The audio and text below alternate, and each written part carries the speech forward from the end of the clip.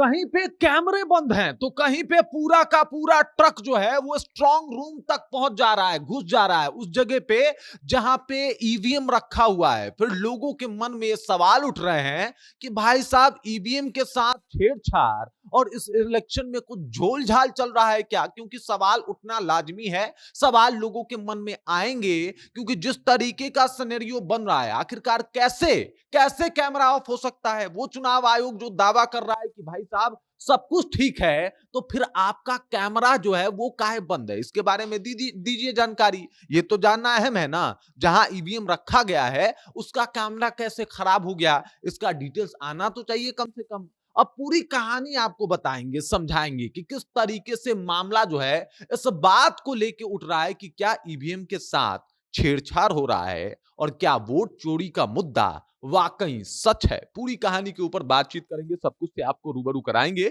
लेकिन उससे पहले मेरा परिचय जान लीजिए। मेरा नाम है रजत और आप जनता जंक्शन देख रहे हैं। ये देखिए कहां कहां से खबरें आ रही है। जमुई को देख लीजिए एक बार, और जमुई का ये जो मॉनिटर है, ये आप मॉनिटर को एक बार देखिए।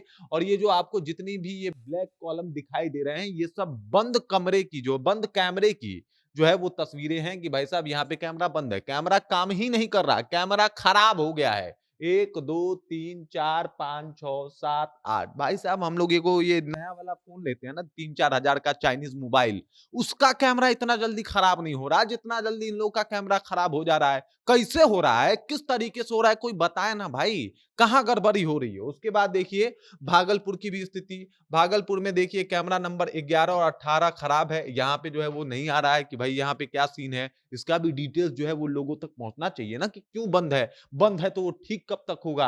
आधी रात को सासाराम में जो है वो पूरा का पूरा ट्रक घुस जा रहा है। लोगों का दावा है कि इसमें जो है वो ईवीएम मशीन था और ईवीएम मशीन बदले गए हैं, और इसको लेके जो है वो सफाई भी दिया जाता है डीएम की तरफ से कि भाई इसमें कुछ भी नहीं है। तो अगर कुछ भी नहीं है तो वो ट्रक क्यों है वहां पे?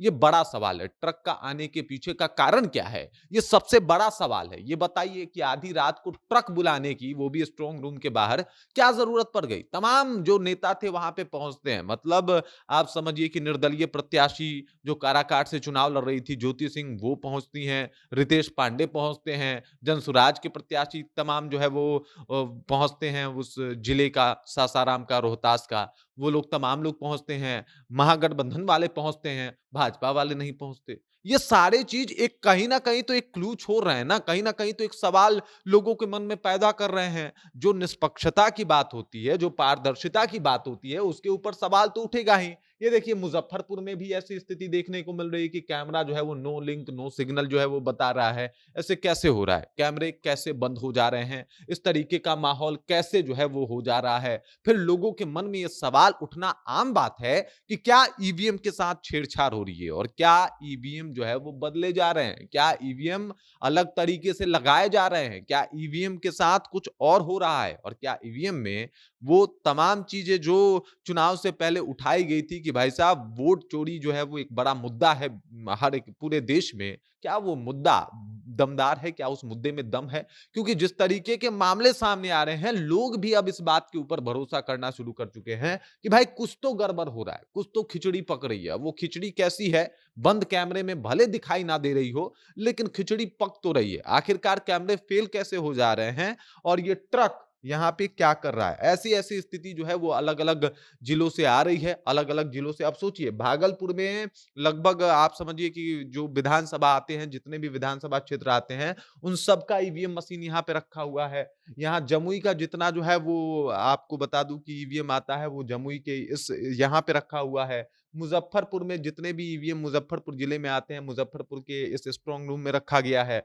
उसके बाद जो है लोग जो है वो सवाल उठाते हैं कि भाई ये कर कौन रहा है, ये काम करवा कौन रहा है? क्या इसमें भाजपा इन्वॉल्व है? क्या नीतीश कुमार की रजामंदी से ये सब कुछ बदला जा रहा है? और क्या महागठबंधन जो कि लगातार ये आरोप लगाते आई है कि भाई साहब कुछ तो खेल चल रहा है, कुछ तो झोल झाल चल रहा है जिसको पकड़ने की आवश्यकता है। तो अगर ऐसे ऐसी तस्वीरें सामने आएंगी तो महागठबंधन की बातों को बल मिलेगा और फिर मोदी और शाह पे सवाल उठेंगे कि इन्हीं के बदौलत तो कहीं ये सब कुछ इन्हीं के इशारों पे तो नहीं हो रहा। बाकी आपको क्या लगता है? कमेंट करके अपना विचार हम तक पहुंचा दीजिए। आप देख रहे हैं जनता जंक्शन और मेरा नाम रजत है।